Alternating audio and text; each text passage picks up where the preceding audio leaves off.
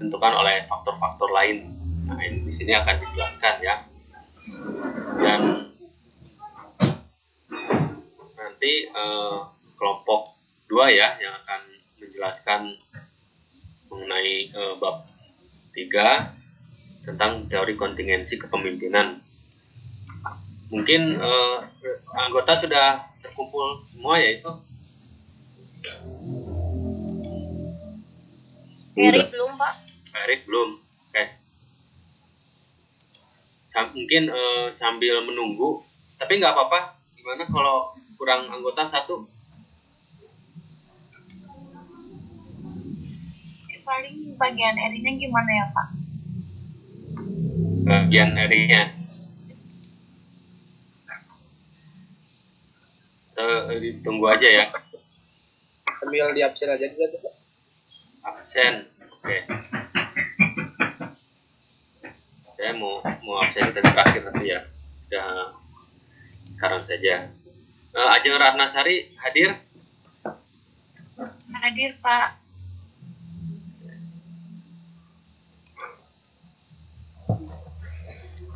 Anissa Lewati hadir? Hadir, Pak. Desinta Aisyah Ambarwati hadir? Hadir, Pak. Devia Oktaviani hadir? Hadir, Pak. Dimas Ahmad Fauzi hadir? Hadir, Pak. Eri Nurdiansyah hadir? Itu belum yang tadi, Pak. Lewat absennya. Fadila Septiani Putri? Hadir, Pak. Gan Anggandani hadir? Hadir, Pak. Pak, Hamzah Abdul Mantar hadir? Lewat absennya. Hana Lestari hadir? Hadir, Pak. Pak, ini belum ke absen, Pak. Siapa? Dini tadi Dini, kelewat absennya, Pak. Eri sudah hadir ya? Ini, Pak. Dini, Pak, kelewat absennya. Ini sudah terabsen. Ya, makasih, Pak. Ilman Syahbadi hadir? Belum ya. Kania Sukmawati hadir? Hadir, Pak. Lutfi Nur Srifah Ambami hadir? Hadir, Pak. Maya Aulia Rahma hadir? Belum ya. Muhammad Sidik Permana hadir? Belum ya. Neng Hilma Nur Fadilah hadir? Hadir, Pak. Nuruha Nahari hadir? Hadir, Pak. Pranata Yuda Rusmana hadir? Oh, enggak hadir ya. Bukan enggak hadir, memang enggak ada ya Pranata itu. Reni Indriani hadir? Reni hadir, Pak. Ria Dewi Ratna hadir? Hadir, Pak. Ruli Ramdhani hadir? Hadir, Pak. Pak. Hadir, Pak. Siapa? Eri hadir? Eri hadir, Pak. Eri hadir.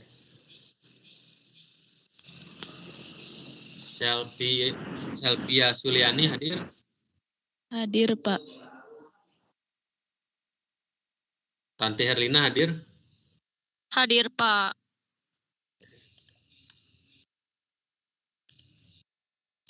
Halo everybody, balik lagi sama gue Agustian. Hari ini gue mau main Valorant Pak. pakai Cypher. Ya. Pak Maya hadir, tapi mic-nya nggak bisa dibuka, Pak.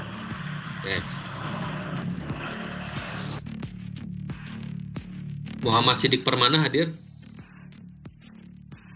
Oke, kenapa Belum gue ya. suka Cypher? Mungkin Ilman Cypher ini Syahbani, salah satu agent yang Syahbadi. sama gue yang nggak bisa jadi Belum ya. entry fragger. Nanti Bahkan yang gue belum beli terabsen sentinel untuk menyusul menjaga saja ya. side dari base Ya. teman-teman gue. Cypher ini keunggulannya bisa jaga Baik. side-nya tuh Pada sendirian. kelompok Karena 5 di sini beberapa sepertinya skill sudah yang berkumpul untuk semua ya. menjaga Silakan side-nya. kepada Nama fokusnya kelompok itu ada 2 untuk mempresentasikan tentang modul 3 ya, teori kontingensi kepemimpinan.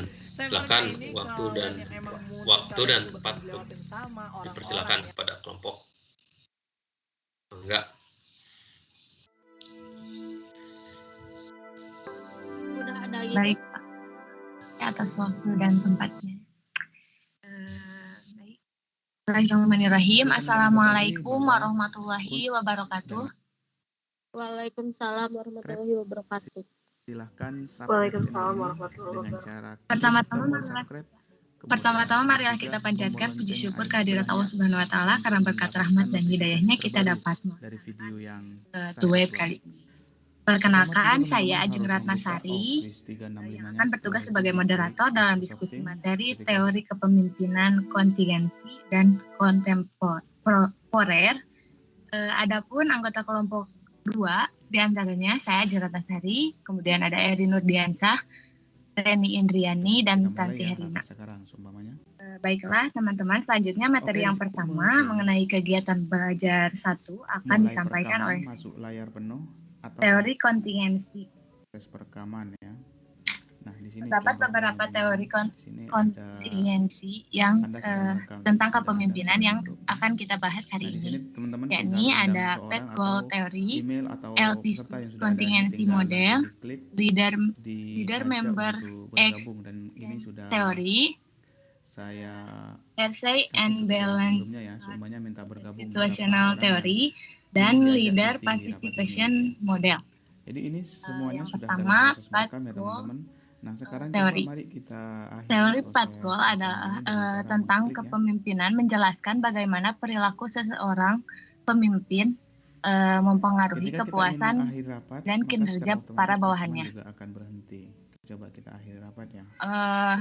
Menurut House dan Dessler, perilaku pemimpin dapat diterima oleh bawahan bila perilaku tersebut merupakan sumber kepuasan. Dampak perilaku pemimpin terhadap kepuasan dan usaha bawahan tergantung pada aspek-aspek situasi, termasuk di dalamnya karakteristik tugas dan karakteristik bawahan sendiri. Versi awal dari teori Petwell hanya mendefinisikan 2 perilaku pemimpin, yaitu kepemimpinan yang mendukung supportive leadership, kurang lebih sama dengan consideration sebagai hasil studi Universitas Ohio State, dan kepemimpinan yang instruktif kurang lebih sama dengan initiating hasil penelitian Universitas Ohio State. Dalam perkembangan selanjutnya, House dan Mitchell menambahkan 2 perilaku lainnya, yaitu kepemimpinan partisipatif dan kepemimpinan yang berorientasi kepada keberhasilan. Nah, yang pertama, supportive leadership. Memberi perhatian mengenai kebutuhan dan kesejahteraan bawahannya dan menciptakan suasana yang bersahabat. Yang kedua, directive leadership. Memberi instruksi apa saja yang harus dilakukan bawahan, meminta bawahan menuruti aturan, serta mengkoordinasikan pekerjaan mereka. Yang ketiga, participative leadership.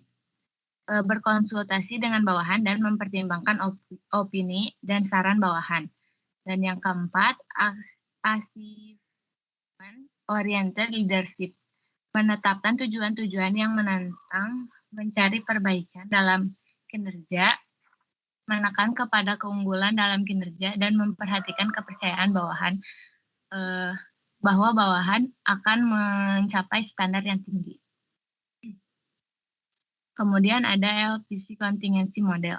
LPC Contingency Model dari Fiedler menjelaskan bahwa bagaimana situasi mempengaruhi hubungan antara ciri-ciri dari pemimpin dengan efektivitas kepemimpinannya.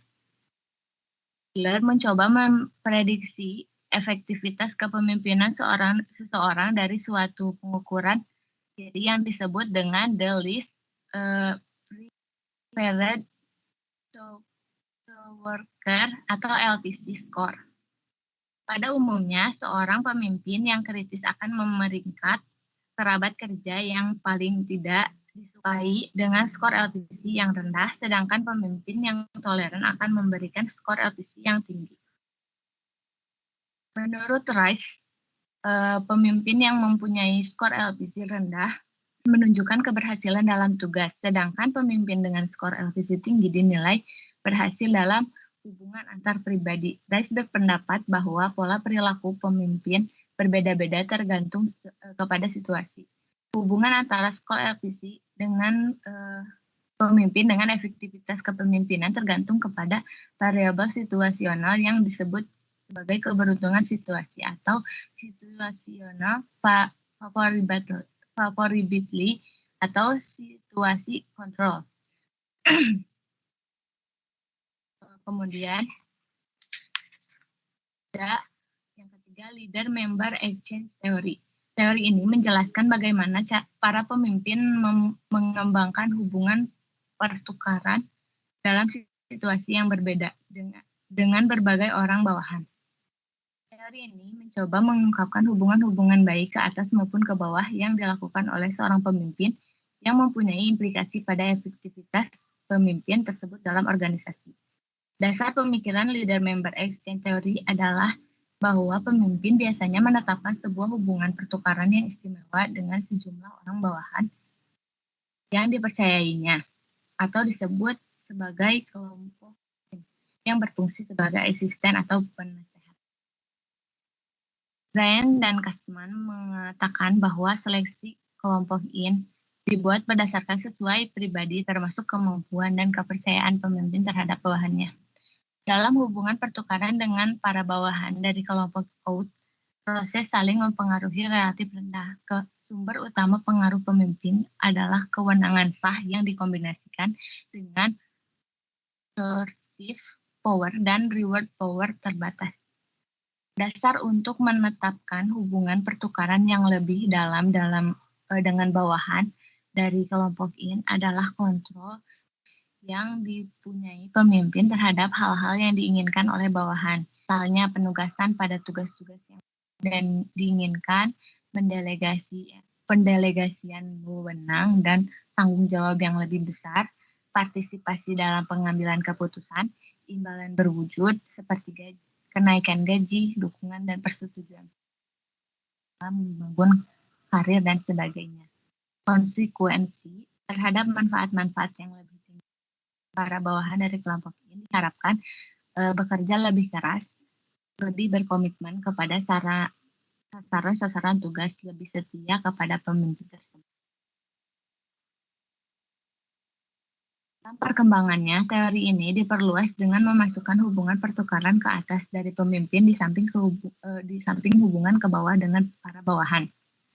Perkembangan terakhir dari leader member exchange theory menjelaskan bahwa pengembangan hubungan dalam sebuah diet pimpinan bawahan dilukiskan sebagai model daur hidup dengan 3 kemungkinan tahapan. Tahapan pertama, pemimpin dan bawahan menilai motivasi dan sumber-sumber potensial yang dari masing-masing pihak yang akan saling ditukarkan dan harapan-harapan akan ditetapkan. Pada tahapan kedua, peraturan-peraturan pertukaran diperhalus dan dikembangkan rasa hormat, saling percaya, dan kesetiaan. Pada tahap ketiga, pertukaran yang didasarkan atas kepentingan diri pada misi dan sasaran organisasi. Selanjutnya akan dijelaskan oleh Tanti Herlina kepada Tanti Herlina. Baik, terima kasih untuk moderator. Di sini saya akan melanjutkan pembahasan. Di sini ada Hersey and Blackhart Situational Theory. Teori ini menekankan pada perilaku seseorang pemimpin dalam melaksanakan tugas kepemimpinannya dan hubungan pemimpin bawahan. Menurut Hersey dan Blackhart, perilaku kepemimpinan merupakan kombinasi dari 3 dimensi. Yang pertama, banyaknya pengarahan yang diberikan pemimpin. Yang kedua, banyaknya dukungan yang diberikan pemimpin. Yang ketiga, tingkat kematangan perilaku pengikut atau bawahan. Dalam hubungan dengan perilaku pemimpin, ada dua hal yang bisa dilakukan oleh pemimpin terhadap pengikut, yaitu pengarahan dan perilaku. Perilaku pengarahan menunjuk pada sejauh mana seorang pemimpin menetap peranan yang harus dilaksanakan pengikut. Memberitahukan tentang apa, di mana, kapan, dan bagaimana melakukan sesuatu disertai pengawasan yang ketat. Sementara itu, perilaku mendukung menunjukkan pada sejauh mana seseorang pemimpin memberikan dukungan dan dorongan kepada pengikutnya, memudahkan interaksi dan melibatkan pengikut dalam pengambilan keputusan. Berdasarkan kedua perilaku tersebut, selanjutnya perilaku kepemimpinan dapat dibedakan lagi menjadi 4 bentuk. Yang pertama, direktif. Perilaku pemimpin ditandai dengan tingginya pengarahan dan rendahnya dukungan. Pemimpin menentukan peranan pengikutnya dan memberitahu kepada pengikutnya tentang apa, kapan, di mana, dan bagaimana tugas untuk dilakukan. Inisiatif pemecahan masalah dan pembuatan keputusan semata-mata menjadi tanggung jawab pemimpin yang kemudian disampaikan kepada pengikut. Yang kedua, konsultatif. Perilaku pemimpin ditandai oleh tingginya pengarahan dan dukungan. Pemimpin masih banyak memberikan pengarahan dan perilaku mendukung.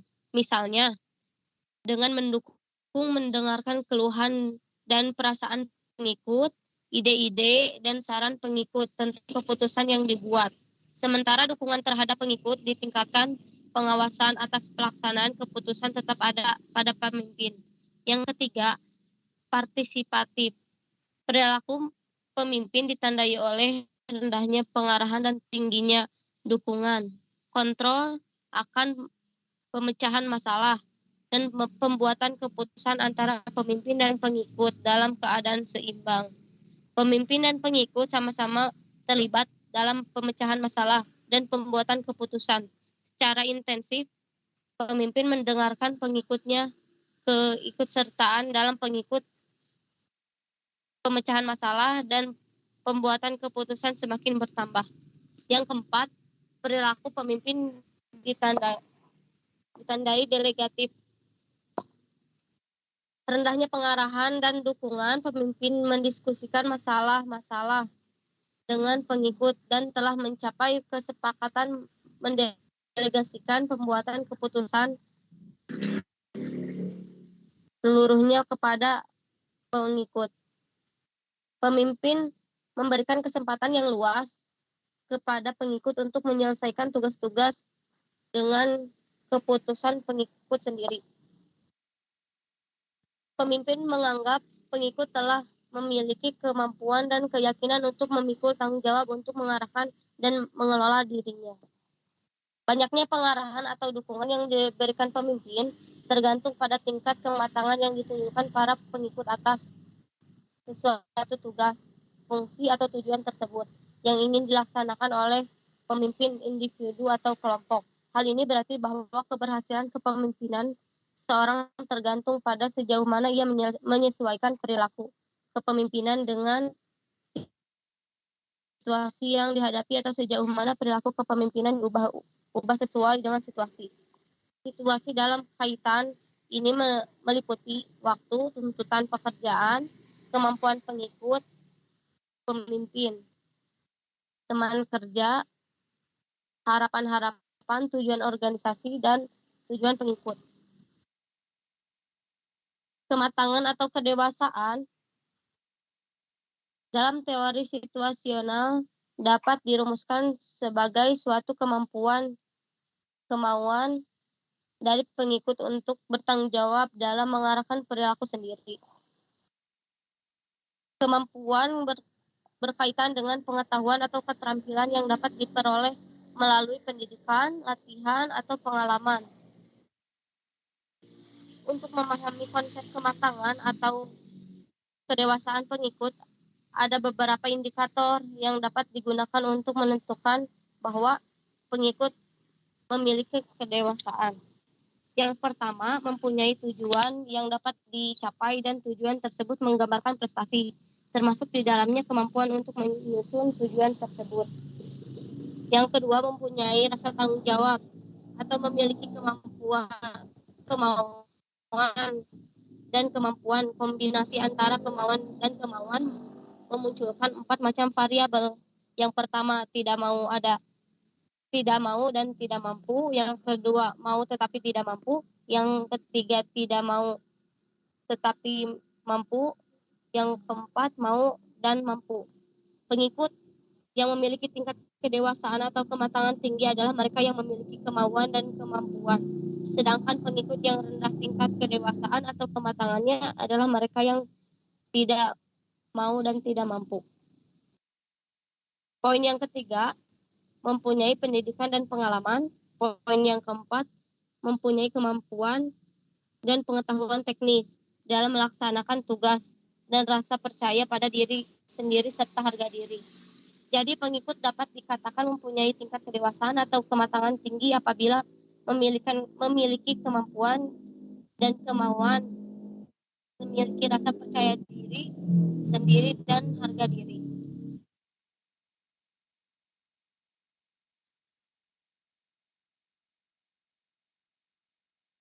Dan di sini juga ada leader participation model.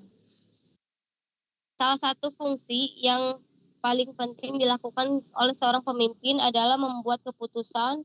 Banyak dari aktivitas pemimpin yang berkaitan dengan pembuatan dan pelaksanaan keputusan, misalnya memecahkan masalah teknis, memilih para bawahan, merencanakan pekerjaan, dan sebagainya. Leader participation model menggambarkan usaha-usaha seorang pemimpin untuk mendorong dan memudahkan partisipasi orang lain dalam pengambilan keputusan. Mengikut sertakan orang lain dalam pengambilan keputusan merupakan sesuatu hal yang perlu untuk memperoleh keputusan dan implementasi keputusan tersebut. Untuk mengikut sertakan orang lain dalam pengambilan keputusan dapat digunakan berbagai bentuk prosedur pengambilan keputusan. Forum dan Yeton mengidentifikasi 5 bentuk prosedur pengambilan keputusan untuk keputusan yang menyangkut para bawahan. Yang pertama, pemimpin memecahkan masalah atau membuat keputusan sendiri. Yang kedua, pemimpin mendapatkan informasi yang dibutuhkan para bawahan dan memutuskan sendiri mengenai pemecahan masalah tersebut. Yang ketiga, pemimpin membagi bersama masalah dengan para bawahan dan relevan secara individual, mendapatkan ide dan saran tanpa mengumpulkan dalam kelompok. Yang keempat, pemimpin membagi bersama masalah dengan para bawahan sebagai sebuah kelompok, memperoleh gagasan dan saran kolektif.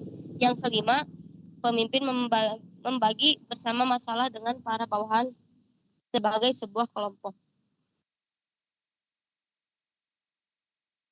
Untuk identifikasi prosedur pengambilan keputusan apa saja yang sesuai untuk tidak sesuai dengan tentu terdapat sejumlah peraturan dalam pengambilan keputusan. Peraturan-peraturan tersebut secara singkat sebagai berikut. Yang pertama, bila keputusan itu penting dan para bawahan mempunyai informasi yang relevan yang tidak dimiliki oleh pemimpin, maka keputusan otokratif adalah tidak sesuai karena keputusan yang penting akan dibuat tanpa semua informasi yang relevan tersedia. Yang kedua, bila kualitas keputusan itu penting dan para bawahan tidak diberi perhatian terhadap tujuan sebuah keputusan, kelompok tidak sesuai karena prosedur-prosedur akan memberikan pengaruh terhadap keputusan penting kepada orang-orang yang tidak mau bekerja sama. Yang ketiga, bila kualitas keputusan penting masalah pengambilan keputusan tidak terstruktur dan pemimpin tidak memiliki informasi. Yang keempat, bila penerimaan keputusan adalah penting dan para bawahan kemungkinan tidak akan menerima sebuah keputusan. Yang kelima, bila penerimaan keputusan adalah penting, para bawahan kemungkinan tidak akan setuju di antara mereka sendiri mengenai pemecahan terhadap suatu masalah penting, prosedur yang otokratif, serta konsultasi individual. Yang keenam, bila kualitas keputusan tidak penting tetapi penerimaan adalah kritis dan tidak mungkin membuat keputusan otokratif, maka prosedur satu-satunya yang cocok adalah sebuah keputusan kelompok karena penerimaan dimaksimalisasi tanpa merisikokan kualitasnya. Yang ketujuh, bila penerimaan keputusan adalah penting dan tidak mungkin berasal dari keputusan yang otokratif dan para bawahan membagi bersama sasaran tugas dari pemimpin.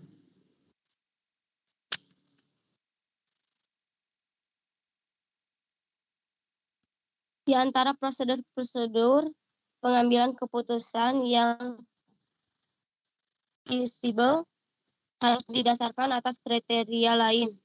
Misalnya tekanan waktu, keinginan untuk mengembangkan bawahan atau preferensi pemimpin. Yang pertama, pedoman untuk mendiagnosis situasi, yaitu evaluasi bagaimana pentingnya keputusan tersebut, identifikasi orang-orang yang mempunyai pengetahuan atau keahlian yang relevan, evaluasi kemungkinan kerja sama para peserta, evaluasi kemungkinan penerimaan tanpa partisipasi, dan evaluasi apakah layak untuk mengadakan pertemuan. Yang kedua, ada pedoman untuk mendorong partisipasi, yaitu konsultasi dengan orang sebelum membuat perubahan yang mempengaruhi orang-orang tersebut, adakan pertemuan khusus dengan orang-orang yang akan terpengaruhi oleh perubahan untuk mengidentifikasi keprihatinan dan menanggapinya, menjelaskan bahwa sebuah usulan masih bersifat sementara, mencatat gagasan-gagasan dan saran, mencari cara-cara untuk membangun gagasan dan saran-saran, berbicara secara taktis dalam mengekspresikan ketidaksepahaman mengenai suatu saran, mendengarkan pandangan-pandangan yang menolak tanpa menjadi defensif, mencoba menggunakan saran dan hadapi ketidaksepahaman, memperlihatkan penghargaan terhadap saran misalnya dengan memberikan pujian atau berterima kasih. Baik, dari saya sampai di situ, saya kembalikan kepada moderator. Terima kasih Tante Erlina. Selanjutnya, materi kegiatan 2 akan dibahas oleh Eri Nurdiansyah. Kepada Eri, waktu dan tempat saya persilakan. Oke, siap. Terima kasih pada moderator ya. Suara saya kedengaran? Halo? Terdengar.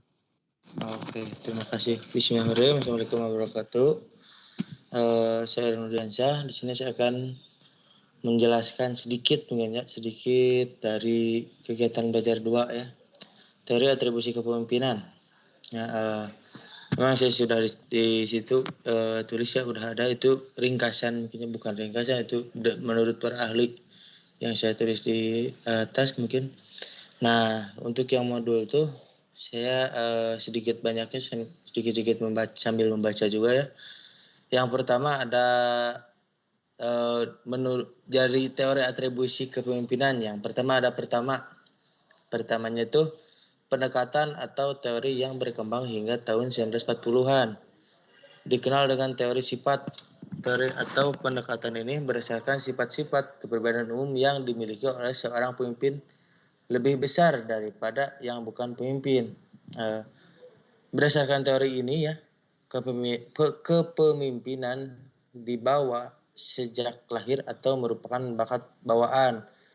Jadi jadi pemimpin itu harus memiliki teorinya tuh, pendekatannya tuh harus bagus. Yang keduanya ada pendekatan yang berkembang antara tahun 1940-an hingga 1960-an dikenal dengan teori kepribadian perilaku.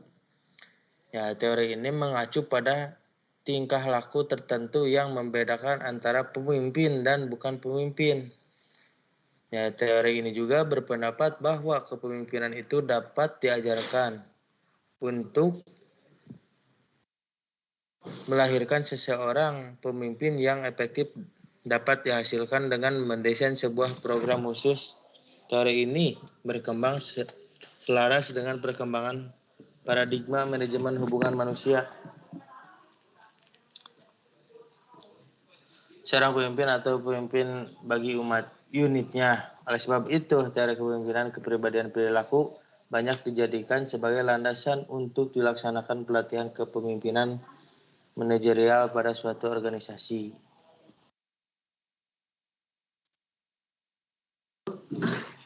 Ketiga, pendekatan atau teori yang berkembang antara tahun 1960-an hingga tahun 1970-an. Dikenal dengan teori kepemimpinan kemungkinan atau situasional ya. Teori ini mendasarkan bukan pada sifat atau tingkah laku seorang pemimpin, melainkan pada efektivitas pemimpin yang dipengaruhi oleh situasi tertentu. Dalam situasi tertentu diperlakukan gaya kepemimpinan tertentu. Demikian pula pada situasi yang diperlukan gaya kepemimpinan yang lain pula. Jadi ya itu yang situasional, jadi menepat dia. Berarti pada intinya tuh yang ketiga ini teorinya tuh tentang situasional tuh berarti bisa menempatkan posisi, misalkan dalam posisi gimana kita bisa mengaturnya, dan yang gimana kita juga bisa mengaturnya juga. Dan dinyatakan oleh McLaren bahwa hal-hal utama yang memotivasi dalam kerja adalah kebutuhan akan prestasi atau usaha, need of achievement, atau dan kebutuhan akan kekuasaan, need of power, dan kebutuhan akan persahabatan atau kolega, need of affiliation. Nah, dalam konteks kepemimpinan situasional, jika bawahannya sangat berambisi untuk mencapai prestasi tertentu atau need of achievement, maka pimpinan harus mengarahkan mencapai optimalisasi kinerja dengan memberikan kesempatan bagi bawahan tersebut ikut dalam kompetisi kepegawaian teladan, pencerahan dan kerja tim yang menantang kemampuan bawahan tersebut. Dan jika bawahan berkeinginan untuk mempunyai keleluasaan dan kekuasaan need of power, maka pemimpin harus memotivasi dan mengarahkan untuk mencapai kinerja terbaik dan memberikan kewenangan dalam batas tertentu untuk turut dalam pembuatan keputusan organisasi serta kewenangan untuk melakukan tugas khusus tertentu. Ya, contohnya tuh pengawasan mutu internal yang menantang kemampuan dan kepemimpinan dalam lingkup tertentu pula. Gitu. Nah, yang keempat tuh teori kepemimpinan mutakhir yang berkembang antara tahun 1970-an hingga 2000-an. Teori ini juga berkembang tidak didasarkan pada sifat, tingkah laku atau situasi tertentu, melainkan didasarkan pada kemampuan lebih pada seseorang pemimpin dibandingkan dengan yang lain dalam teori. Dalam teori terakhir ini dikenal 3 pendekatan baru terhadap persoalan kepemimpinan, yang salah satunya dikenal dengan teori atribusi kepemimpinan. Gitu. Nah, ini teori atribusi kepemimpinan ini mengukuhkan bahwa kepemimpinan semata-mata merupakan situasi atribusi yang dibuat orang atau seorang pemimpin mengenai individu-individu yang lain menjadi bawahannya. Atau pengertian atribusi sendiri adalah sifat yang menjadi ciri khas suatu benda atau orang yang dapat pula diartikan sebagai suatu proses bagaimana seorang pemimpin mencari kejelasan sebab dan dari perilaku orang lain dan atau bawahan. Ya, terus, nah ini ada 3 ya, teori penyimpulan terkait, teori sumber perhatian dalam kesadaran, dan teori atribusi internal dan eksternal. Ya, yang ke-1 juga ini ada teori penyimpulan terkait atau korespondensi inference, atau yakni perilaku orang lain yang merupakan sumber informasi yang kaya. Kemudian dari hasil penelitian Jones dan Davis tahun 1965 dan Jones M. Gillis, Max Gillis 1976, sebelumnya penelitian Meloy dan Albright menemukan bahwa hal-hal khusus yang perlu diamati untuk lebih menjelaskan atribusi. Nah, yang contohnya itu ada perilaku yang timbul karena kemampuan orang itu sendiri. Contohnya itu kasir yang cemberut atau satpam yang tersenyum. 2, perilaku yang membuahkan hasil yang tidak lazim, misalnya pria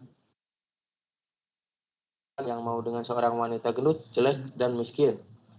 Perilaku yang tidak biasa, contohnya itu ada seorang pelayan toko menunjukkan toko lain dengan merupakan saingan kepada pelanggannya, padahal mah itu teh toko orang lain yang dia tunjukkan kepada orang lain tuh. Terus ada teori sumber perhatian dalam kesadaran dalam atau conscious attentional research, bahwa proses persepsi terjadi dalam kognisi orang-orang yang melakukan persepsi atau pengamatan.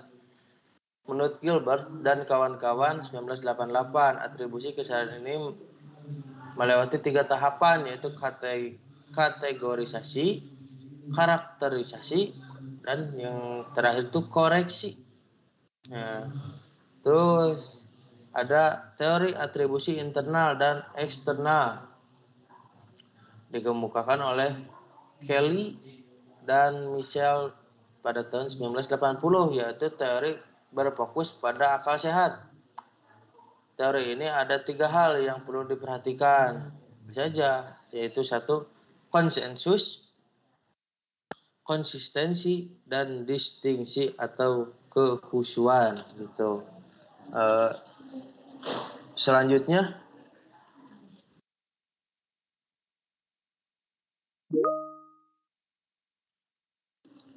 slide selanjutnya Tanti.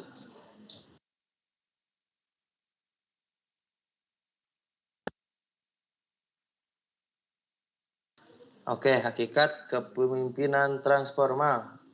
Itu juga kita maju ke KB3 ya, kegiatan belajar 3, kepemimpinan transformal. Yang saya akan bacakan lagi dan yang saya sedikit tahu lagi, itu juga hakikat kepemimpinan transformal. Kepemimpinan sebagaimana telah Anda yang kalian pelajari yang di modul itu, pada dasarnya merupakan sebuah proses hubungan sekelompok orang, hubungan antara lain pemimpin dengan pengikut, menurut Burns ya. Itu juga pada tahun 1978 di bukunya itu halaman 440. Kepemimpinan adalah proses antar hubungan yang berkembang di mana-mana pemimpin secara terus-menerus membangkitkan tanggapan-tanggapan motivasional dari para pengikut dan memodifikasi perilaku pada pengikut. Pada saat ini, mereka menghadapi tanggapan atau perlawanan dalam sebuah proses dan arus balik yang tidak pernah berhenti. Nah, ada juga ide tentang teori kepemimpinan transformasional atau transformational leadership theory, diawali oleh James McGregor ya, pada tahun 1979 dalam bukunya yang berjudul Leadership. Dalam buku tersebut, Burns menggunakan istilah transforming leadership, sedangkan istilah kepemimpinan transformasional atau transformational leadership dikemukakan oleh M. Bass pada tahun 1987 dalam bukunya yang berjudul Leadership and Performance Beyond Expression. Bass memformulasikan konsep kepemimpinan transformal berbeda dengan isi konsep kepemimpinan transformasinya Burns. Menurut Burns ya, formulasi kepemimpinan transformasi sebagai adanya itu yang kesatu antara pemimpin dan pengikut mempunyai tujuan bersama yang mencerminkan nilai-nilai motivasi, keinginan dan kebutuhan, aspirasi dan harapan mereka. Jadi pemimpin memperhatikan tujuan tersebut dan bertindak atas nama dirinya sendiri dan atas nama para pengikutnya. Yang kedua ada walaupun pemimpin dan pengikut mempunyai tujuan bersama, akan tetapi tingkat motivasi dan potensi mereka untuk mencapai tujuan tersebut berbeda. Dan yang ketiga itu ada kepemimpinan mentransformasi, berusaha mengembangkan sistem dengan mengemukakan visi yang mendorong berkembangnya masyarakat baru. Visi ini menghubungkan nilai-nilai pemimpin dan pengikut kemudian menyatukannya.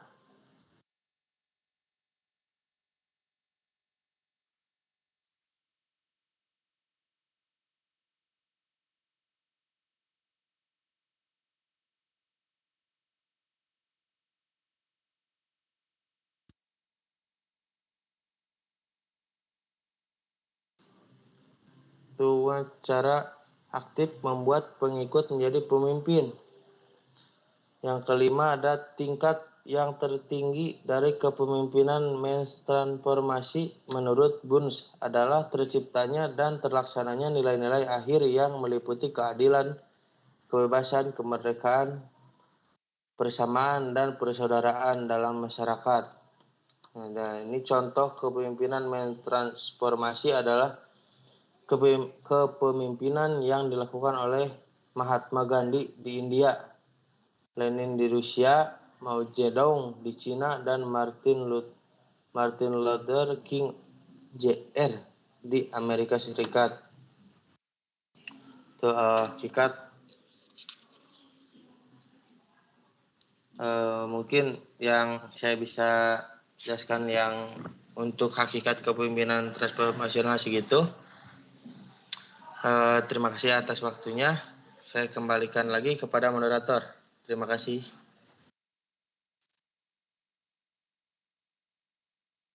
Eri atas materinya. Kemudian selanjutnya materi akan disampaikan oleh Reni Indriani. Kepada Reni, waktu dan tempat saya persilahkan. Baik, terima kasih Ajeng. Saya Reni Indriani. Di sini saya akan menjelaskan tentang hasil penelitian tentang kepemimpinan transformasional. Di sini ada dua pengertian, yaitu yang pertama ada hasil pengertian Benis dan Nanus, dan yang kedua ada hasil penelitian dari Tichy dan Devana. Menurut Benis dan Nanus ada 3 pengertian. Yang pertama, pengembangan visi. Kedua, mengembangkan komitmen dan kepercayaan. Dan yang ketiga adalah memudahkan pembelajaran organisasional. Nah, hasil penelitian poin pengembangan visi yaitu pemimpin transformasional memiliki visi mengenai masa depan yang diinginkan dan yang mungkin dicapai oleh organisasi. Visi mempunyai beberapa fungsi, antara lain mengilhami para pengikut sehingga mereka memberi arti yang penting terhadap pekerjaannya, terhadap kebutuhan-kebutuhan manusiawi yang mendasar, dan merasa berguna serta menjadi bagian yang berarti dari organisasinya. Fungsi kedua dari visi adalah untuk memudahkan pengambilan keputusan, inisiatif, dan kebijaksanaan. Visi yang efektif adalah cocok dengan zaman, cocok dengan organisasi tersebut, dan cocok untuk orang-orang yang berada di dalam organisasi tersebut. Begitu menurut Benis dan Anus. Yang kedua, mengembangkan komitmen dan kepercayaan. Komitmen terhadap visi berkaitan erat dengan kepercayaan pengikut terhadap pemimpin. Kepercayaan tergantung kepada keahlian, konsistensi pemimpin dalam pernyataan-pernyataan dan tindakan. Ketidakkonsistenan akan merusak kepercayaan dan rasa percaya dari para pengikut serta mengurangi daya tarik visi tersebut. Poin yang ketiga adalah memudahkan pembelajaran organisasional. Pemimpin menciptakan jaringan kerjasama informasi dan memprakarsai studi-studi khusus untuk mengumpulkan informasi yang diperlukan. Pemimpin memandang bahwa kesalahan sebagai bagian dari normal yang melakukan sesuatu dan menggunakannya sebagai peluang untuk belajar dan berkembang untuk memudahkan belajar bagi anggota organisasinya. Pemimpin tersebut membesarkan hati dan mengembangkan keterampilan serta membandingkan kesadaran akan perubahan lingkungan dan kecenderungannya. Poin kedua adalah hasil penelitian Tichy dan Devana. Yang pertama ada pengakuan kebutuhan akan perubahan. Untuk meningkatkan kepekaan anggota organisasi terhadap perubahan dan ancaman lingkungan, ada cara-cara berikut menurut Tichy dan Devana. Yang pertama, mendorong munculnya kritik-kritik dan opini-opini atau usulan objektif yang berbeda. Yang kedua, mengembangkan jaringan kerja eksternal yang terdiri dari orang-orang yang dapat memberikan evaluasi objektif terhadap kekuatan dan kelemahan organisasi. Yang ketiga, mendorong anggota organisasi untuk mengunjungi organisasi lain untuk mendapatkan cara beroperasi dan menangani masalah dari organisasi yang dikunjungi. Dan yang terakhir, menyebarluaskan informasi mengenai kinerja keseluruhan organisasi agar perhatian tetap terfokus pada sasaran-sasaran dan untuk menghindari diri dari rasa puas diri. Selanjutnya ada penciptaan visi baru. Menurut Tichy dan Devana, visi yang sukses pada umumnya merupakan produk dari sebuah proses partisipatif. Agar dapat memotivasi anggota organisasi, maka visi harus merupakan sumber rasa harga diri dan tujuan bersama dari para anggota. Visi tersebut harus menyampaikan gambaran intuitif dan menarik tentang masa depan organisasi. Inti dari visi adalah mission statement organisasi tersebut. Mission statement merupakan gambaran umum yang mencerminkan nilai-nilai utama visi tersebut. Poin yang terakhir adalah pelembagaan perubahan. Pemimpin transformasional harus mengembangkan semacam koalisi dengan orang-orang penting baik di dalam organisasi maupun dari luar organisasi. Analisis harus dibuat untuk menentukan siapa yang diperlukan untuk perubahan dalam struktur, kebijaksanaan, atau strategi-strategi. Teknik yang dapat digunakan untuk mempermudah proses perubahan antara lain, pembentukan satuan tugas khusus, pertemuan untuk membuat perencanaan, lokakarya tentang pengembangan manajemen, interferensi dalam membangun tim, reorganisasi sub-sub unit, menciptakan posisi-posisi baru, perubahan dalam sistem imbalan, prosedur penilaian, dan rancangan fasilitas. Selanjutnya, next. Di sini ada perbandingan kepemimpinan transformasi dengan kepemimpinan karismatik. Kepemimpinan transformasional merupakan suatu yang berbeda dari kepemimpinan karismatik dalam berbagai aspek. Menurut Bas, karisma adalah bagian yang penting dari kepemimpinan transformasional. Namun, karisma itu sendiri tidak cukup bagi proses transformasional. Beberapa individu karismatik seperti para bintang rock, bintang-bintang layar, dan atlet-atlet terkenal tidak mempunyai efek transformasional apapun terhadap para pengikut. Para pengikut dapat mengidentifikasi dengan seorang yang terkenal, yang karismatik, dan meniru perilaku dan penampilan seorang. Namun, mereka jarang termotivasi untuk mentransformasi kepentingan dirinya dan mengidentifikasikan dirinya dengan pemimpin tersebut. Namun demikian, pemimpin karismatik dapat juga mentransformasi para pengikut dengan bertindak dengan seorang coach, guru, dan mentor. Para pemimpin transformasional mencoba untuk memberi kekuasaan dan meninggikan para pengikut. Sedangkan para kepemimpinan karismatik kebalikannya kadang-kadang terjadi. Artinya, banyak pemimpin karismatik mencoba untuk membuat para pengikutnya tetap lemah dan tergantung, serta untuk menanamkan kesetiaan pribadi daripada komitmen terhadap cita-citanya. Nah, poin terakhir ada penggunaan kepemimpinan transformasional. Di sini ada 11 poin ya. Yang pertama, mengembangkan visi yang jelas dan menarik. Visi yang jelas dan menarik mengenai apa yang dapat dicapai organisasi merupakan sesuatu yang hakiki. Sebelum para pengikut membuat suatu komitmen terhadap perubahan, mereka perlu mempunyai sebuah visi tentang masa depan yang lebih baik dan cukup menarik.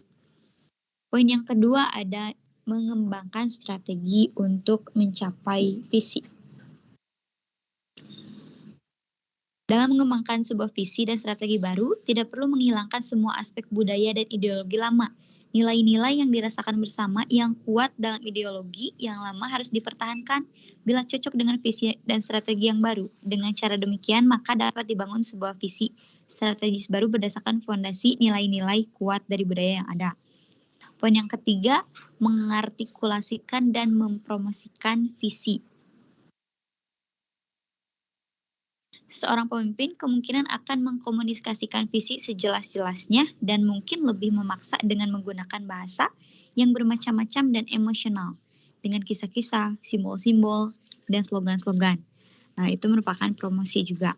Poin keempat ada bertindak dengan rasa percaya diri dan optimis. Pemimpin hendaknya tetap optimis mengenai kemungkinan keberhasilan kelompok dalam mencapai visinya. Khususnya dalam menghadapi halangan-halangan, rasa percaya diri dan optimisme seorang pemimpin dapat sangat mempengaruhi para pengikut. Tekanlah pada aspek-aspek positif dari visi tersebut daripada hambatan-hambatan dan budaya. Poin yang kelima adalah mengekspresikan rasa percaya kepada para pengikut. Perkuatlah rasa percaya diri dan optimisme bila tugas sangat sukar atau berbahaya, atau bila mana para anggota tim tidak mempunyai rasa percaya diri karena mereka tidak berpengalaman dan belum pernah berhasil. Salah satu cara untuk membangun rasa percaya diri dalam diri para pengikut adalah dengan membuat sebuah analogi antara situasi sekarang dengan keberhasilan sebelumnya oleh tim atau unit organisasi yang sama. Poin yang keenam adalah menggunakan keberhasilan sebelumnya dalam tahap-tahap kecil untuk membangun rasa percaya diri. Kozes dan Ponser tahun 87 merekomendasikan untuk memecah-mecah sebuah tugas yang menantang ke dalam langkah-langkah kecil atau tujuan-tujuan jangka pendek yang kelihatannya tidak terlalu sukar. Orang akan lebih bersedia untuk melakukan sebuah kegiatan jika mereka merasa bahwa mereka kemungkinan akan berhasil. Pede gitu ya. Pada saat langkah-langkah atau tujuan-tujuan awal dicapai, orang akan memperoleh rasa percaya diri yang lebih besar. Poin yang ketujuh adalah merayakan keberhasilan.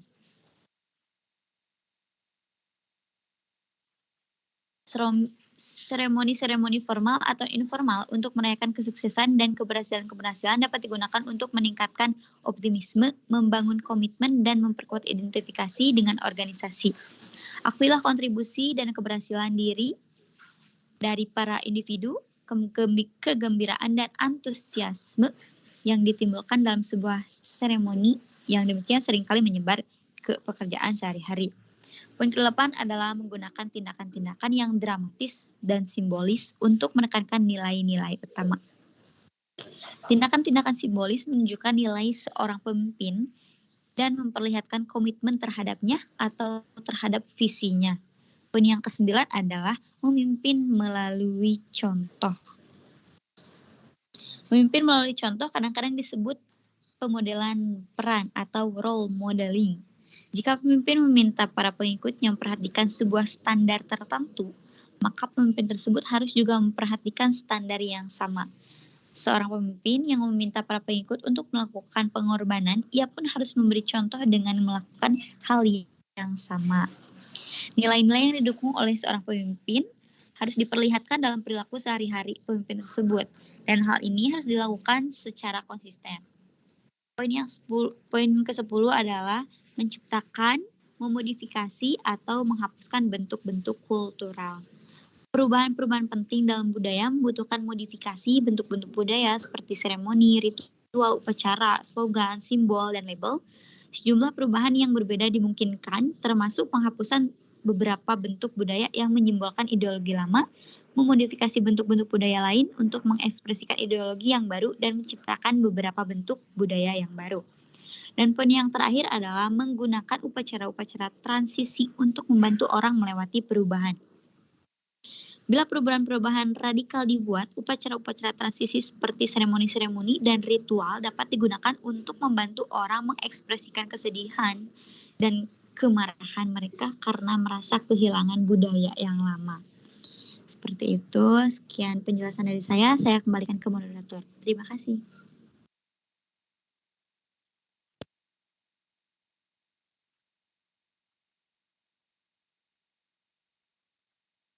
Sampaikan materinya, kita diskusi.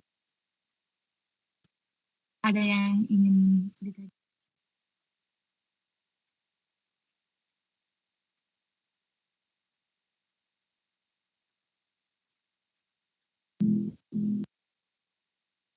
Halo, ada suara saya kedengeran? Kedengeran. Ada kedengeran. Terdengar. Ada yang mau bertanya? Silakan kepada kawan-kawan mahasiswa jika ada yang ingin ditanyakan kepada kelompok kedua mengenai modul ketiga. Seperti biasa nama. Roli. Ya, sok Ruli. Ya, silakan. Sebelumnya pertanyaannya udah ditulis di grup ya. Salah satu penggunaan kepemimpinan transformal yaitu menggunakan upacara-upacara transisi untuk membantu orang melewati perubahan. Nah, maksud perubahan teh apa contohnya? Contoh misalkan di suatu negara ada yang kepemimpinannya begini. Nah, contohnya teh seperti gimana? Lalu kehilangan budaya yang lama. Nah, budaya yang lama teh maksudnya teh gimana itu teh? Siap, Jeng. Ya. Baik, makasih Ruli. Tadi siapa lagi yang mau bertanya? Anissa, Jeng. Oh iya, sok Anissa. Kan Anissa dari kelompok 1 ya. Kan kesalahan atribusi itu ada dari pengaruh adat, tradisi masyarakat. Nah, pengaruh adat atau tradisi masyarakat yang seperti apa yang dapat membuat kesalahan atribusi gitu? Nah, iya baik. Bapak pertanyaannya dibatasi sampai berapa? 3 pertanyaan. 3 atau 4 lah, boleh. Kan. Boleh, silakan ada yang mau bertanya lagi.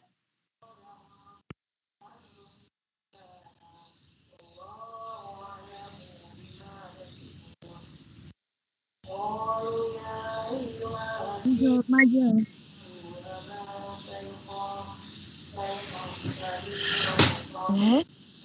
Aja. Oh iya, silakan. Siapa? Neng Jelma mau nanya. Silakan. Menurut kelompok 2, apakah efektif bila seorang pemimpin menggunakan satu tipe saja dalam kepemimpinannya? Diulang lagi. Nanti di itu aja, Jeng. Bisa diketik iya. ulang nggak? Nuhun. Kita waktunya ya sebentar buat cari jawabannya.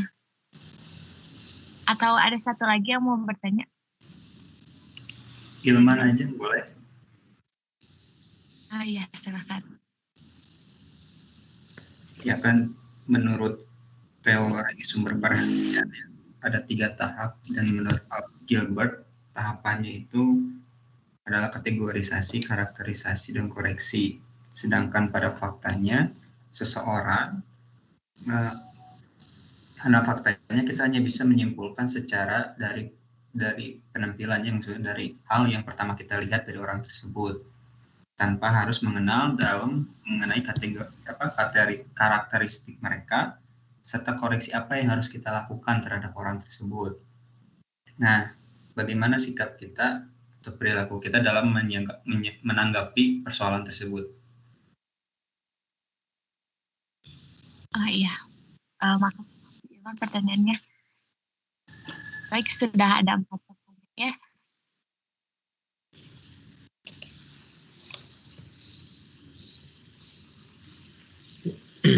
Ya, sudah 4 penanya ya. Silakan kepada kelompok.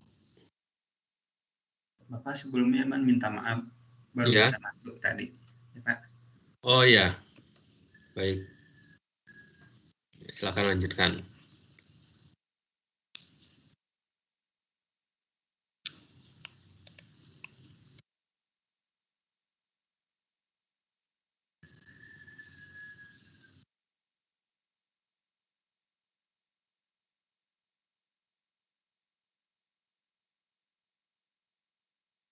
Ajeng, Reni mau menjawab yang pertanyaan Ruli. Iya, silahkan. Tadi teh kata Ruli teh apa yang dimaksud upacara transisi? Itu ya, Rul. Begini Ren, kan bentar. Penggunaan kepemimpinan transformal kan ada beberapa. Nah, ada yang ke-11 menggunakan upacara-upacara transisi untuk membantu orang melewati perubahan. Nah, ya contohnya seperti apa? Nah, langsung itu ada di bawahnya seperti kesedihan dan kemarahan mereka karena merasa kehilangan budaya yang lama. Nah, contoh misalkan budaya yang lamanya tuh gimana gitu, Ren? Iya. Menurut Reni ya, yang telah dipelajari itu upacara-upacara transisi yang membantu orang mengekspresikan kesedihan dan kemarahan.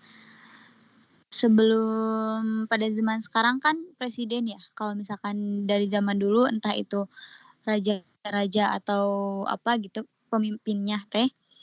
Nah, di sana teh mereka teh kan zaman dulu kan suka ada banyak sekali budaya, terutama nenek moyang ya.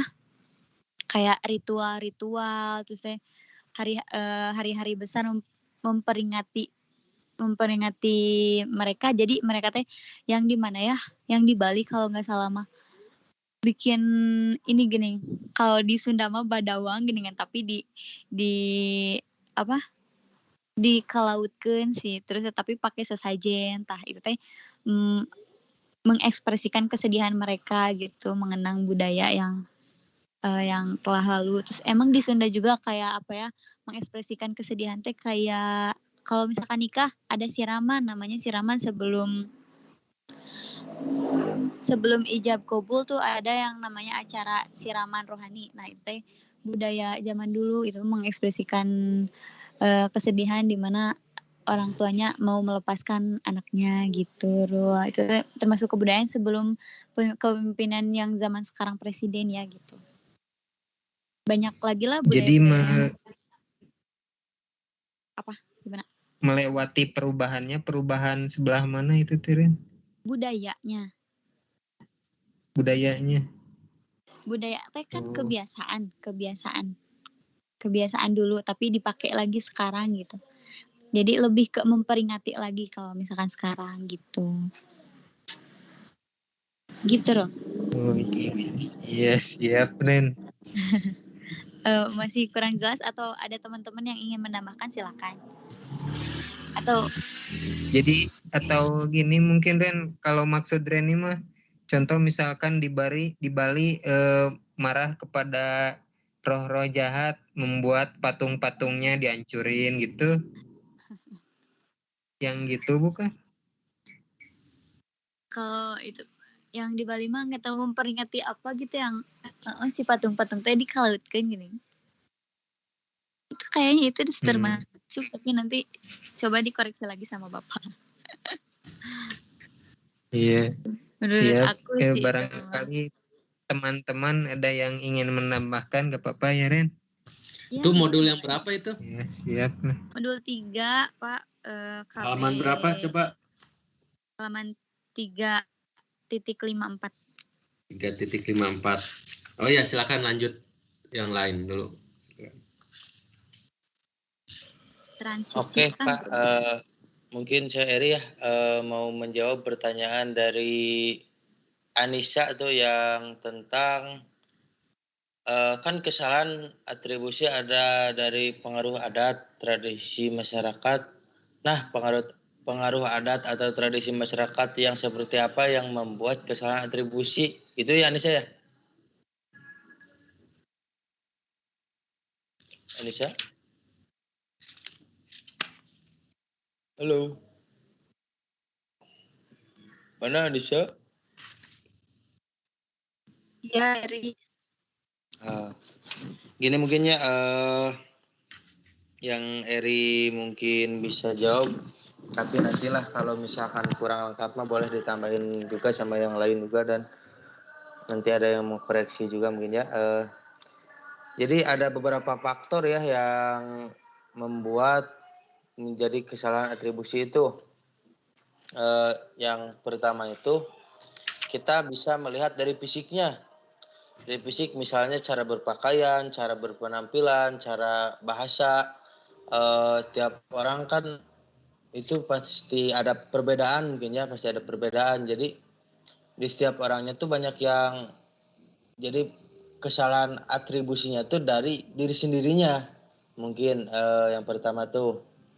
Dan yang keduanya tentang sama juga ada itu dari dirinya sendiri, mungkin ada tentang pemikiran mungkin ya, pemikirannya tuh langsung tentang misalkan yang aneh-aneh apa contohnya ya, misalkan yang tadi saya bahas tuh tentang kinerja mungkin ya, jadi misalkan kata pimpinan A, kita mah maunya C, jadi itu adalah ada bisa masuk kepada siapa tuh kesalahan atribusi juga. Dan yang ketiga tuh ada dari perilaku. Dari perilaku atau sifat ya. Jadi kan memang setiap orang kan mempunyai sifat dan karakter masing-masing. Nah itu yang susah dirubah. Dan itu juga bisa membuat kesalahan pada atribusi mungkin gitu. Anissa? Jadi berarti itu mah dari masyarakatnya sendiri ya, dari kebiasaan masyarakat sendiri. Ya, makasih Eri. Ya. Oke, siap Anissa. Santi mau mencoba menjawab pertanyaan Hilma. Silahkan.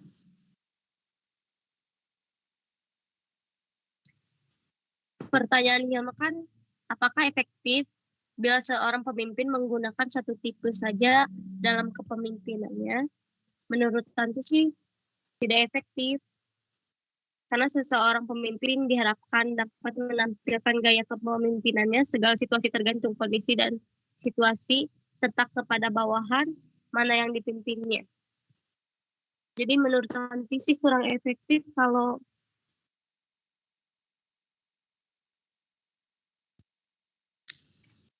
pakai satu tipe gitu, Muma. Mana Nehilma? Baik, sangat dimengerti. Terima kasih, Tanti. Ya, sama-sama. Baik, terus selanjutnya saya Ajeng mau jawab pertanyaan dari Yelman.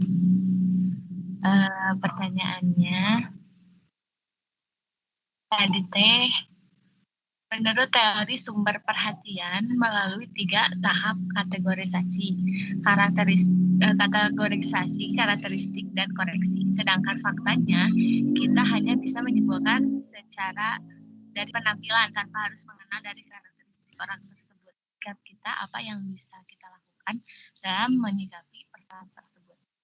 Nah, menurut saya, ini kan atribusi kesadaran ini harus melewati 3 tahapan itu, ya, kategorisasi, karakterisasi, dan koreksi. Nah, kalau misalkan kita melihat dari penampilannya saja, penampilan belum tentu mencerminkan seperti apa orang itu. Nah, maka kita harus melewati kategorisasi, karakterisasi, dan koreksi.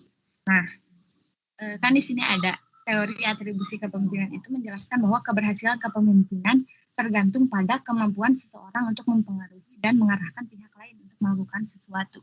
Sedangkan kemampuan seseorang untuk mempengaruhi dan mengarahkan pihak lain itu tidak ditentukan oleh seperti apa penampilan dari pemimpin tersebut. Kita harus tahu seperti apa atau termasuk ke dalam kategori seperti apa pemimpin tersebut dan karakternya bagaimana, lalu dikoreksi seperti apa pengkoreksiannya. Mungkin seperti itu, Hilman. Jadi kita emang harus memakai kategorisasi, karakterisasi, dan koreksi. Tidak hanya dari penampilannya saja. Apakah sudah cukup? Lain boleh kalau ada yang mau menambahkan, silakan. Aku mau menambahkan sedikit ya. Kedengaran suaranya? Kedengaran. Ya, kedengaran. Bentar. Tadi teh, sedangkan faktanya kita hanya bisa menyimpulkan secara dari penampilan tanpa harus mengenal dari karakteristik orang tersebut. Sikap kita apa yang bisa kita lakukan dalam menyikapi persoalan tersebut. Menurut saya, misalkan contoh pencoblosan ya. Jadi itu teh balik lagi ke budaya, man. Kita mau bisa senyum aja. Ada 3 poin menurut aku. Menurut Reni. Yang pertama budaya, yang kedua ketenaran, yang ketiga pemasukan. Begitu, man. Ya, itu kan jadi dari penampilannya ya kelihatan, sedangkan kita nggak tahu karakter yang kayak gitunya kayak gimana ya. Iya. Ya, jadi Tapi masuk lagi ke budaya kan sekarang mah. Iya. Budayanya udah kalau misalkan udah tenar, pemasukannya lebih, pasti itu yang dipilih. Benar juga, Ren. Benar. Mantap. Terima kasih jawabannya. Iya, baik. Terima kasih juga aja. Udah cukup. Mungkin dari pertanyaan yang lain, siapa tahu ada yang mau ngasih tambahan gitu, masih kurang. Kayak tadi jawaban yang buat Ruli. Yang mau nambahin kan? Atau sudah cukup saja, Pak? Sudah 4 pertanyaan terjawab? Sudah, Pak. Sudah. Oke. Ya, kalau gitu ditutup saja. Baik. Sekian dari kelompok. Terima kasih teman-teman atas pertanyaan dan semoga jawaban dari kelompok dapat memperjelas lagi penjelasan dari kami. Maaf apabila banyak kesalahan. Wassalamualaikum warahmatullahi wabarakatuh. Waalaikumsalam warahmatullahi wabarakatuh. Ya, terima kasih kepada kelompok 2 yang telah mempresentasikan materi modul 3 ya.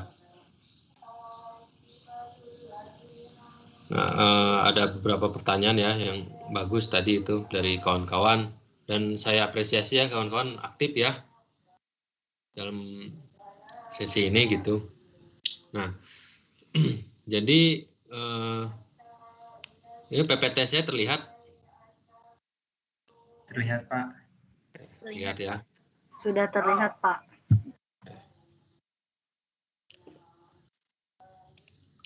Ya, jadi yang perlu diketahui oleh kawan-kawan bahwa pendekatan ciri dan perilaku yang kemarin dibahas itu belum dapat menjawab secara puas bagaimana meningkatkan efektivitas kepemimpinan dalam suatu organisasi. Karena belum tentu ciri dan perilaku dari kepemimpinan dapat membawa keberhasilan suatu organisasi. Nah, hal tersebut perlu melihat konteks dan situasi yang melingkupi kehidupan organisasi tersebut. Dengan kata lain, ciri kepemimpinan yang digabung dengan perilaku tertentu masih harus disesuaikan dengan tuntutan situasi kepemimpinan dan situasi organisasi. Oleh sebab itu muncul pendekatan situasional. Nah, ini jadi kemarin kan sempat ada pertanyaan, kira-kira model kepemimpinan yang mana, Pak? Nah, tergantung situasinya seperti apa dulu. Itu. Nah, pendekatan ini mencoba untuk menemukan bagaimana perilaku pemimpin dipengaruhi aspek-aspek situasi dan sejauh mana kinerja pemimpin itu sama atau berbeda pada berbagai jenis organisasi. Nah, untuk mencoba mengidentifikasi aspek-aspek situasi yang melunakkan hubungan perilaku atau ciri terhadap aktivitas kepemimpinan. Nah, aspek-aspek situasi yang dapat meningkatkan atau menghilangkan efek atau ciri atau sifat atau dari perilaku pemimpin disebut variabel moderator situasional. Jadi kira-kira aspek apa yang mempengaruhi kepemimpinan dalam suatu organisasi, itu dikatakan sebagai variabel moderator situasional. Nah, teori-teori yang menjelaskan efektivitas kepemimpinan dalam hubungannya dengan variabel-variabel tadi itu ya, atau yang disebut moderator situasional disebut teori kontingensi yang tadi ya sudah panjang lebar dibahas oleh kawan-kawan ya dari kelompok 2. Nah, jadi ini salah dari beberapa teorinya ya. Nah, jadi seperti teori Petgold ya.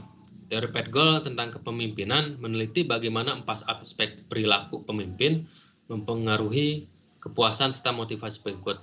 Pada umumnya, pemimpin memotivasi para pengikut dengan mempengaruhi persepsi mereka tentang konsekuensi yang mungkin dari berbagai upaya.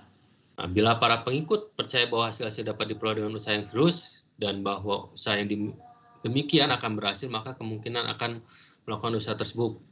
Aspek-aspek situasi seperti sifat tugas, lingkungan kerja, dan karakteristik pengikut menentukan tingkat keberhasilan dari jenis perilaku kepemimpinan untuk memperbaiki kepuasan dan usaha para pengikut. Jadi, menurut teori ini, adanya peran kepemimpinan dalam memberikan motivasi kepada bawahan. Jadi, bawahan itu diberikan pemahaman bahwa dalam menjalankan tugas tertentu itu memiliki konsekuensi tertentu pula. Nah, dari sini para bawahan akan dapat termotivasi seperti itu. Jadi makanya tetapi dalam menjalankan proses motivasi tersebut ada aspek-aspek aspek-aspek tertentu yang mempengaruhi keberhasilan tersebut, proses pemberian motivasi tersebut, seperti sifat tugas, lingkungan kerja, atau karakteristik pengikut ya. Nah, seperti misalnya kawan-kawan dalam suatu organisasi ada pemimpin yang memang dikatakan sebagai motivator yang ulung misalnya. Dia bisa menjelaskan berbagai tujuan organisasi ya. Maksudnya dia mampu memberikan pemahaman yang baik kepada bawahan ya. Seperti itu apa saja sih tujuan dari organisasi dan konsekuensi apa yang muncul jika seorang bawahan itu bekerja dengan atau melakukan suatu tindakan tertentu misalnya. Intinya bisa memberikan motivasi ya tentang tujuan ya. Tetapi hal itu tidak serta-merta bisa memberikan motivasi kepada bawahan karena ada aspek-aspek tertentu yang mempengaruhi seperti sifat tugas. Nah, kalau tugasnya terlalu sulit misalnya, ya mau dimotivasi setinggi apapun oleh bawahan ya oleh atasan ya tetap saja bawahan ya ibaratnya melempem lah dalam bekerja gitu kan, karena tugas yang diberikan itu tidak sesuai dengan katakan kemampuan yang dimiliki oleh bawahan tersebut, atau atau lingkungan kerja yang nggak mendukung misalnya. Nah, ini pun mempengaruhi kinerja dari para bawahan ya. Nah, makanya saya pernah baca beberapa kantor apa ya itu ya, jadi usaha di bidang IT ya, media sosial seperti Facebook, Google, itu bisa cek ya di Google, itu ruangan kantornya itu begitu nyaman, terus apa ya, dibuat bagaimana si karyawan itu merasa betah gitu kan, dan merasa enjoy dalam menjalankan kerjanya. Nah itu bisa mendorong karyawan itu atau bawahan itu untuk bekerja secara maksimal seperti itu. Walaupun ya katakan para atasannya itu jarang memotivasi misalnya, tapi karena lingkungan kerjanya kondusif, si bawahan itu bisa bekerja dengan baik. Nah, jadi itu beberapa hal yang bisa menentukan tingkat keberhasilan dari jenis perilaku kepemimpinan untuk memperbaiki kepuasan usaha pengikut itu ya.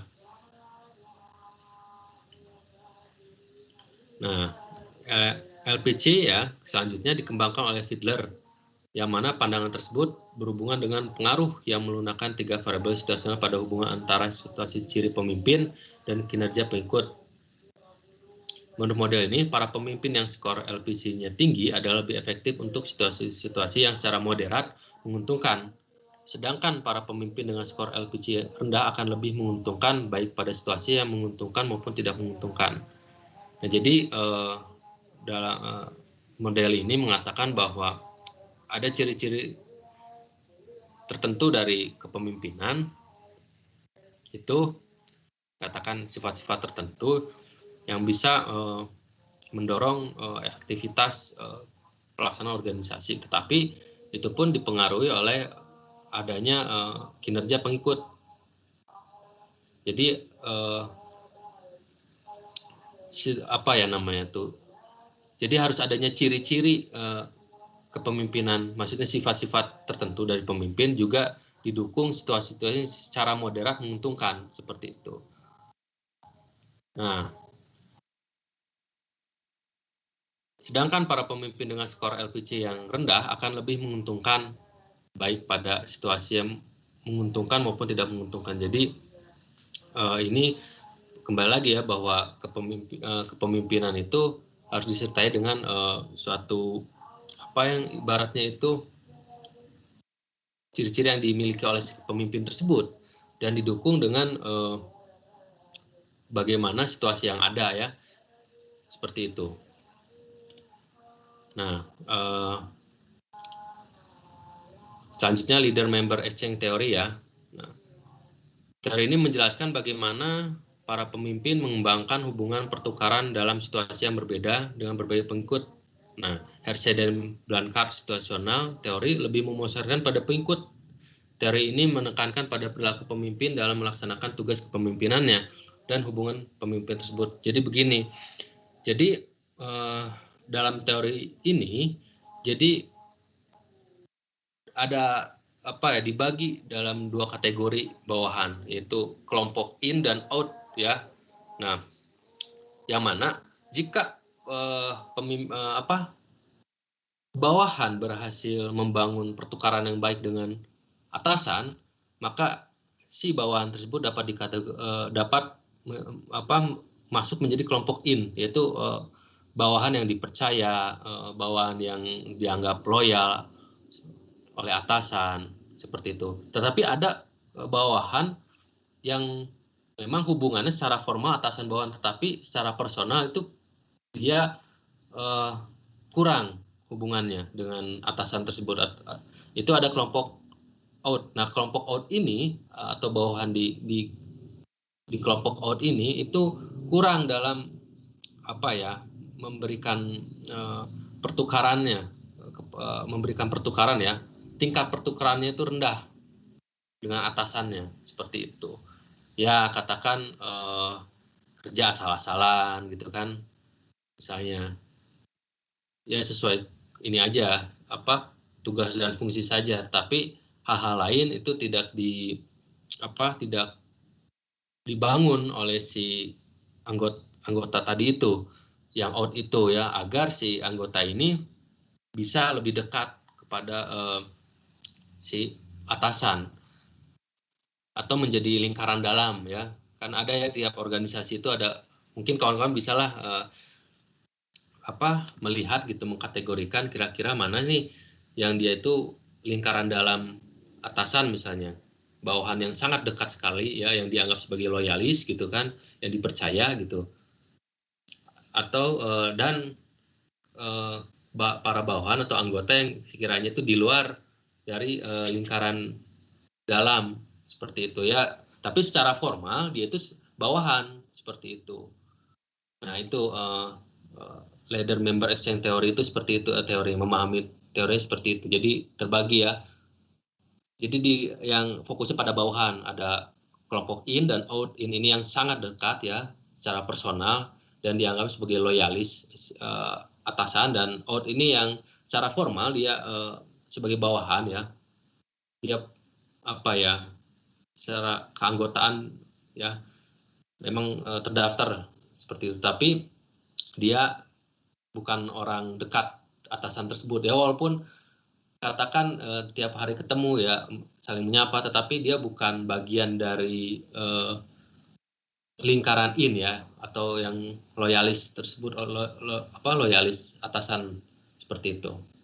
Ya baik itu banyak ya, baik di institusi ekonomi ya, perusahaan-perusahaan ataupun di khususnya di pemerintahan ya, di bidang pemerintahan, di politik ya, itu ada itu kelompok in atau out ya, seperti itu. Nah, yang terakhir leader participation model.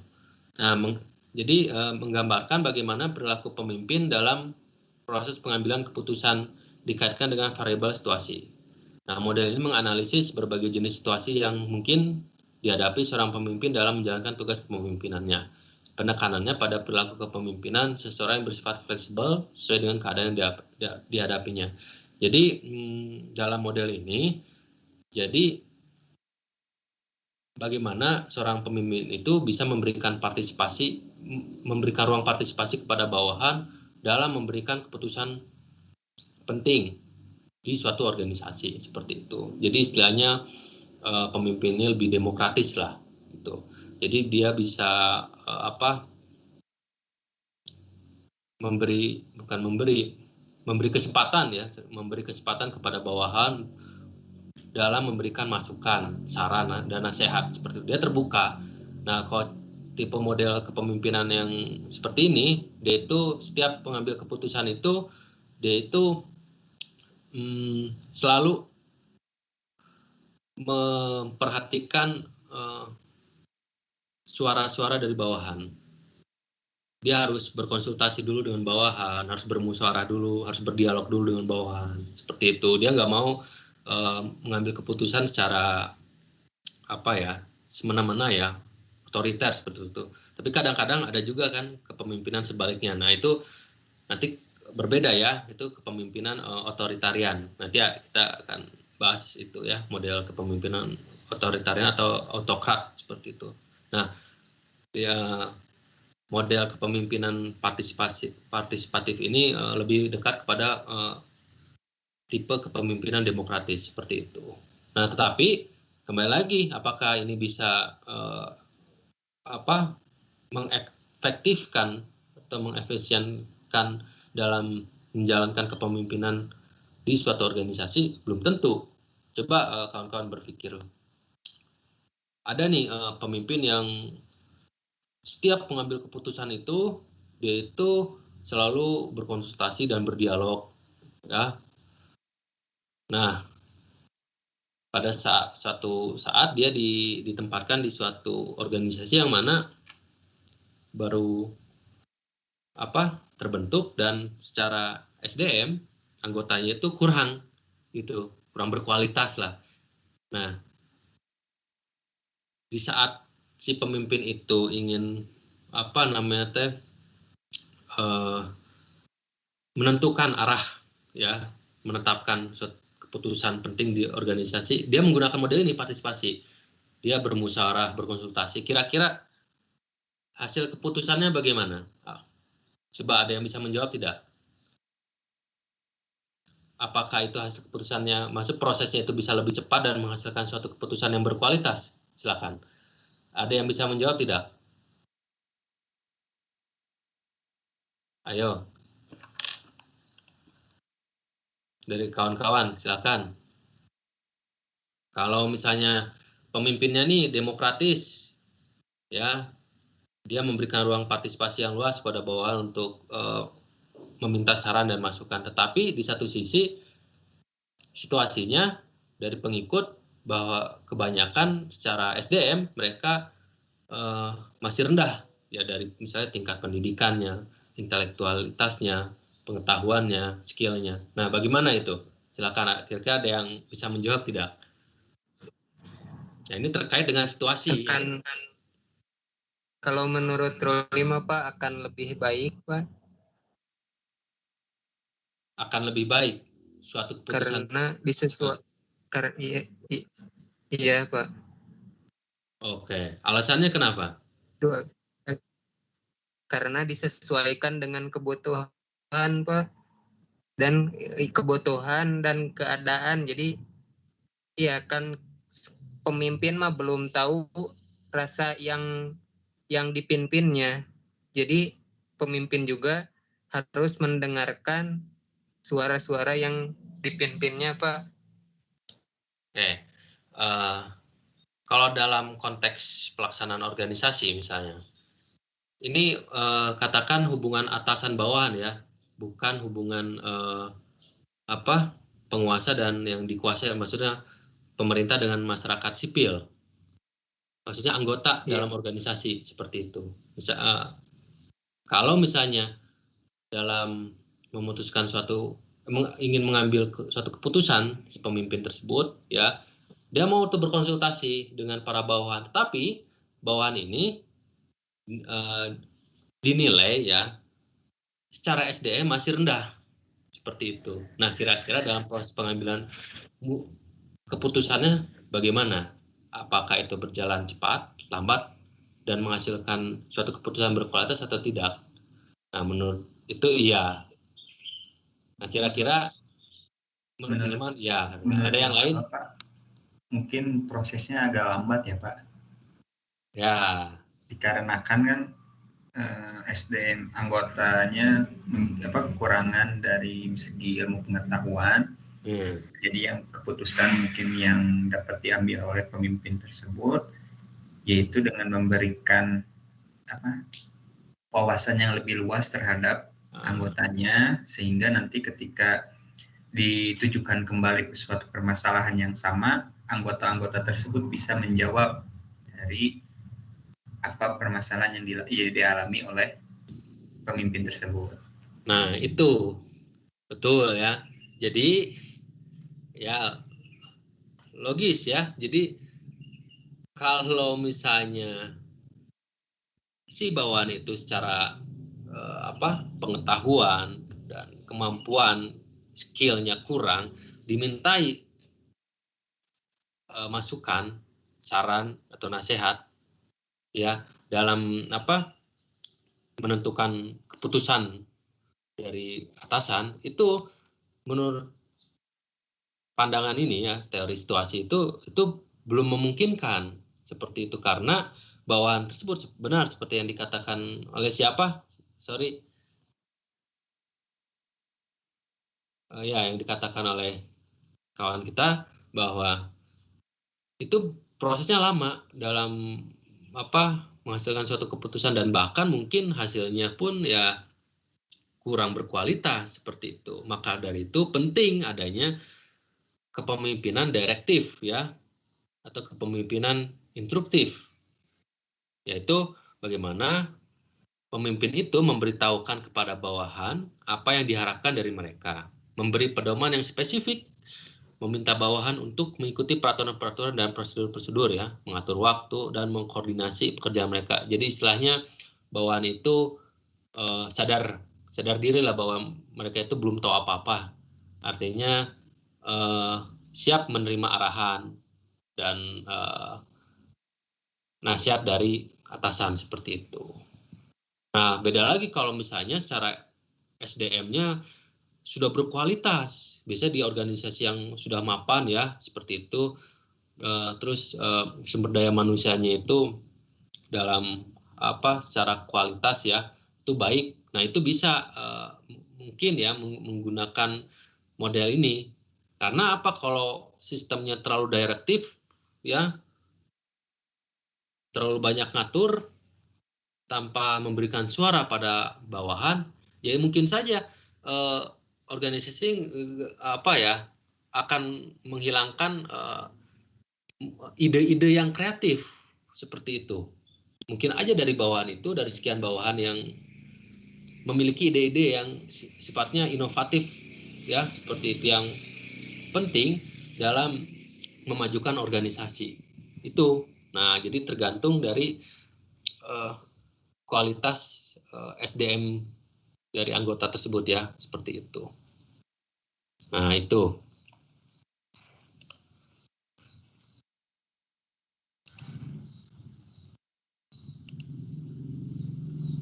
Nah,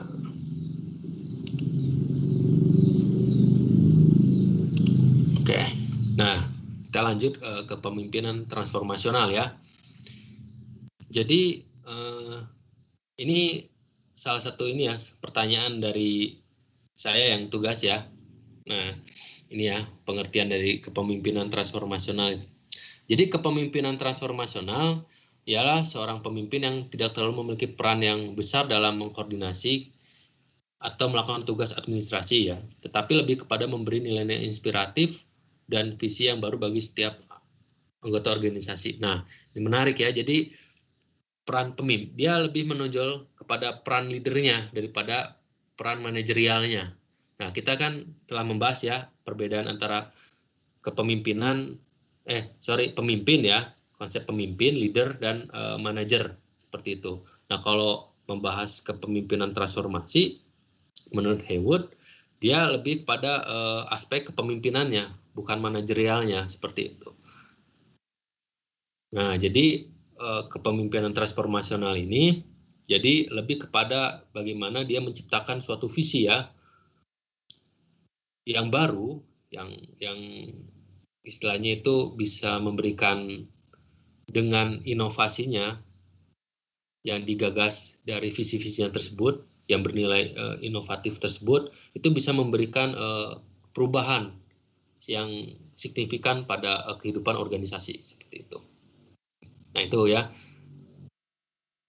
Nah, pemimpin yang memiliki karakteristik transformasional dalam menjalankan kepemimpinan tidak hanya digerakkan oleh satu ideologi tertentu, tapi memiliki komitmen yang sangat kuat untuk merealisasikan ide-idenya tersebut agar terciptanya perubahan atau kondisi alternatif. Nah, jadi pemimpinan transformasional itu selain dia memiliki gagasan yang baru, ya bisa saja ya gagasannya tersebut itu terinspirasi dari ideologi yang dia yakini. Ya. Nah, dengan adanya keyakinan yang dimilikinya tersebut, yang dituangkan dalam visi dan misinya yang bernilai inovatif tersebut, dia mau mewujudkannya. Dia ada dorongan yang kuat untuk mewujudkan suatu perubahan dalam organisasinya, ya, yang mana itu ada dalam idenya tersebut seperti itu. Dia mau gitu dengan keyakinannya tersebut, dia mau mendorong perubahan. Untuk mendorong perubahan tentu ada hal yang harus diperhatikan, salah satunya itu adalah visi dan misi seperti itu. Bisa saja visi dan misi yang ada itu sudah kadaluarsa misalnya, atau aturan-aturan yang dalam suatu organisasi sudah sudah tidak up to date misalnya, bahwa pemimpin ya tersebut menilai aturan yang ada, nilai-nilai yang ada, budaya yang ada dalam suatu organisasi yang dipimpinnya ini sudah tidak lagi adaptif terhadap lingkungan seperti itu. Dia harus berpikir jangka panjang. Nah, maka dari itu bagaimana ya dia berusaha untuk melakukan perubahan-perubahan. Nah, itu kepemimpinan transformasional seperti itu. Jadi adanya kebutuhan untuk melakukan perubahan seperti itu. Nah, makanya Nah, menurut Tici dan Devana, ya, pemimpin yang transformasional dia itu memiliki pengakuan kebutuhan akan perubahan seperti itu. Jadi dinilai bahwa organisasi yang dipimpinnya itu dari segi norma ya, nilai, budaya ataupun aturan yang sudah ada itu tidak lagi bisa memajukan atau mengembangkan organisasinya lebih lanjut seperti itu. Sehingga dia perlu adanya perubahan ya dalam organisasi tersebut. Ya, merubah aturan, merubah visi atau merubah nilai dan budaya. Nah, yang pasti dalam kepemimpinan transformasional itu adanya pengakuan kebutuhan akan perubahan dimanapun ya. Nah, kalau dia nggak ada semangat untuk melakukan perubahan, nah ini dikatakan bukan kepemimpinan transformatif, tetapi ya kepemimpinan dia lebih kepada kepemimpinan apa ya? Dia mendukung kemapanan atau status quo seperti itu. Nah, yang kedua, karena adanya kebutuhan akan perubahan nih, dia menciptakan visi yang baru. Tadi ya, dia berpikir secara inovatif ya, visi baru yang tentu sifatnya jangka panjang. Ada ide-ide baru, gagasan-gagasan baru. Nah, yang dimana setelah adanya penciptaan visi baru dari si pemimpin tersebut, pemimpin yang transformatif tersebut, dia berusaha untuk memobilisasi namanya itu komitmen dari para bawahan agar visinya tersebut diterima atau menginternalisasi ide-ide gagasannya tersebut dalam visinya tersebut terhadap para bawahannya, sehingga bawahannya itu mendukung visinya tersebut.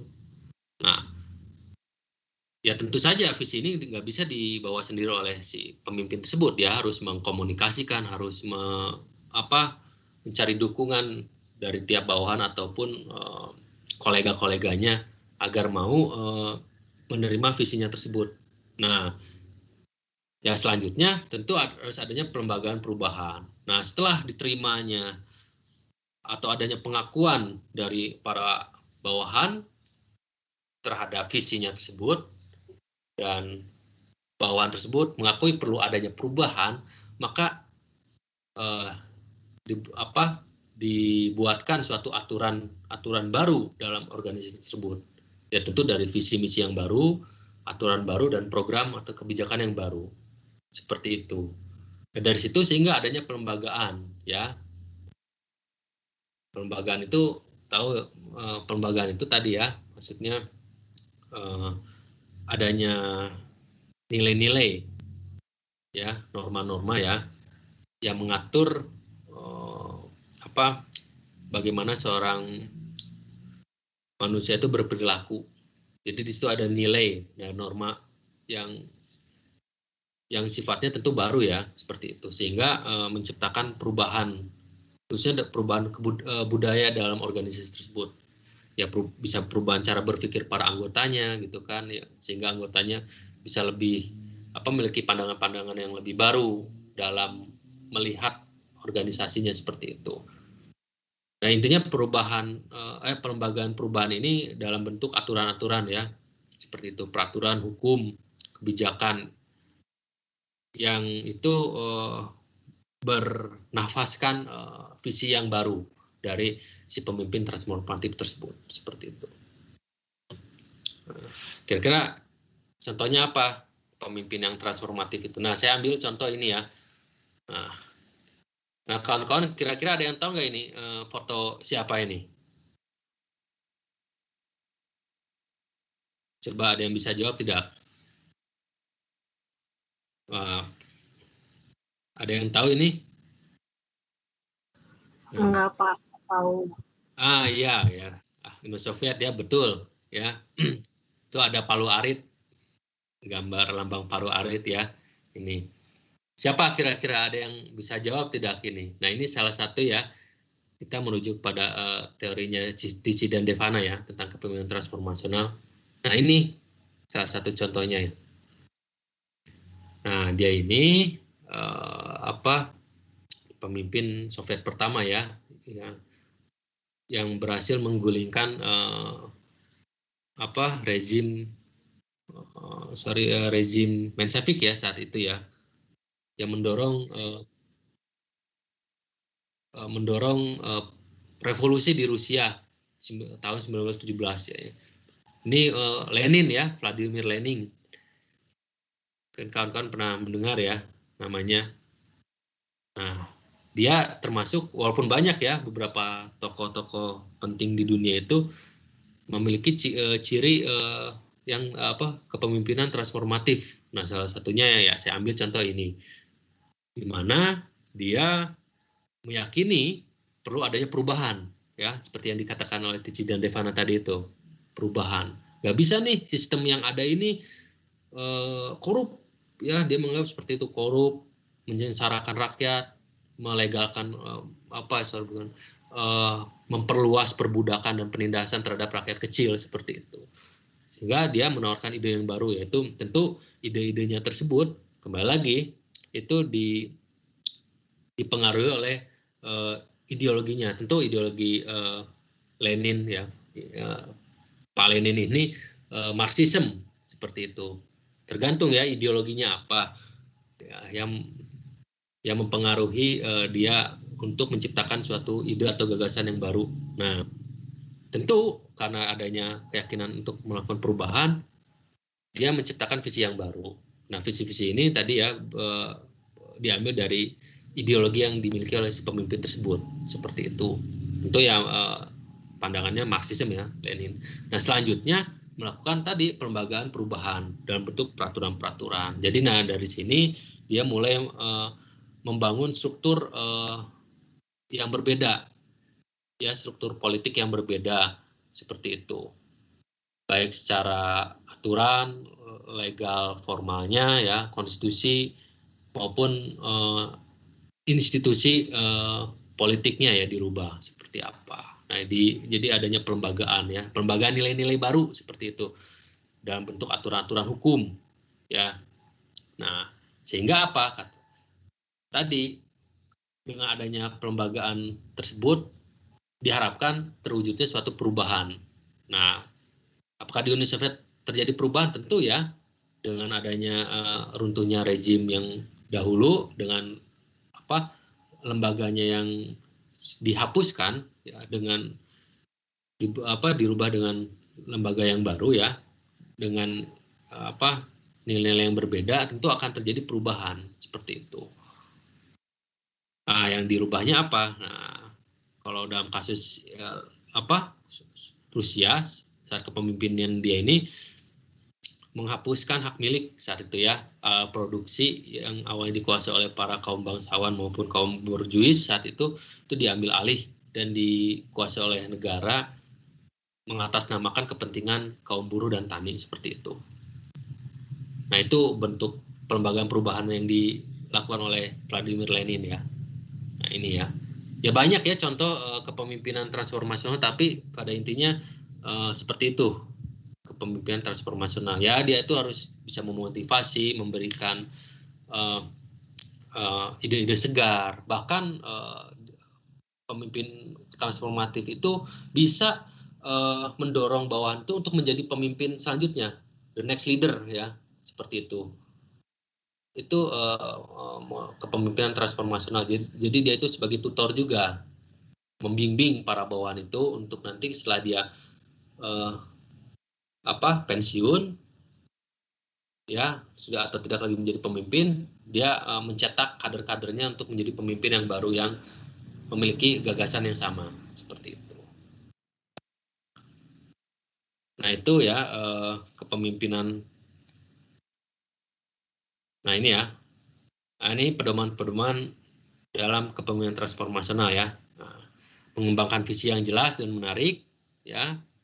Terus mengembangkan strategi untuk mencapai visi, mengartikulasikan dan mempromosikan visi, nah yang tadi ya, memobilisasi dukungan ya, bertindak dengan rasa percaya diri dan optimis, ya ini harus ya, mengekspresikan rasa percaya kepada pengikut, menggunakan keberhasilan sebelumnya dalam tahap-tahap kecil untuk membangun rasa percaya diri, merayakan keberhasilan, menggunakan tindakan-tindakan yang dramatis dan simbolis untuk menekankan nilai-nilai utama. Nah, terus memimpin melalui contoh ya. Nah, ini harus pemimpin transformatif itu harus ada contoh yang baik ya. Nah, menciptakan, memodifikasi atau menghapuskan bentuk-bentuk kultural ya. Nah, ini tadi ya, dia kritis terhadap nilai yang lama ya. Yang terakhir menggunakan upacara-upacara transisi untuk membantu orang melewati perubahan. Nah, ini maksudnya upacara-upacara ini apa ya? Suatu bentuk simbolisasi ya. Simbolisasi keberhasilan seperti itu. Nah, seperti apa? Perayaan kemerdekaan itu merupakan upacara-upacara transisi kan, dari awalnya masyarakat terjajah kita menjadi masyarakat yang merdeka seperti itu. Nah, itu bisa membantu ya orang melewati perubahan seperti itu, yang awalnya terjajah dengan menjadi merdeka. Nah, itu kan suatu simbolisasi upacara-upacara tersebut ya, untuk merayakan suatu bentuk perubahan. Mungkin kalau konteksnya 17 Agustus itu kemerdekaan Indonesia seperti itu. Nah, mungkin itu saja dari saya. Kira-kira sebelum ditutup ada yang ingin ditanyakan? Bapak, maaf. Gimana? Silakan. Pak, Ya. tadi Sidik baru masuk 8:30, Pak. Baru ada kuota. Siapa? Muhammad Sidik Permana. Muhammad Sidik Permana. Oke. Ya, Pak, maaf. Oke, karena berhubung sudah jam 10, yang terakhir mungkin ini yang belum terabsen ya. Dimas Ahmad Fauji hadir? Hadir, Pak. Hadir? Oke. Di awal gak hadir.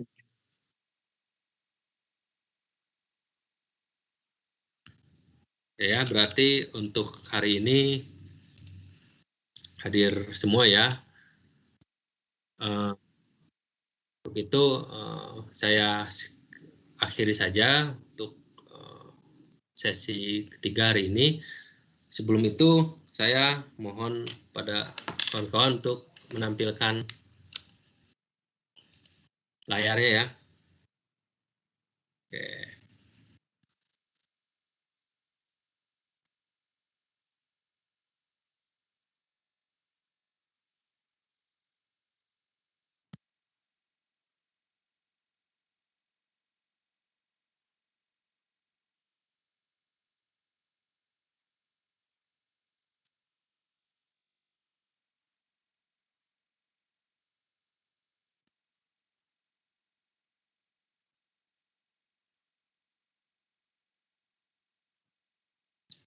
Oke, terima kasih kepada kawan-kawan semua yang telah hadir di sini dan mengikuti kuliah ini. Semoga penjelasan dari kawan-kawan kelompok maupun saya bisa memberikan pengetahuan bermanfaat ya kepada kawan-kawan. Dan saya mohon maaf jika ada perkataan yang tidak berkenan, karena sekali lagi kesempurnaan dalam milik Tuhan dan ketidaksempurnaan melekat pada manusia. Itu saja, saya mohon pamit. Assalamualaikum warahmatullahi wabarakatuh. Waalaikumsalam.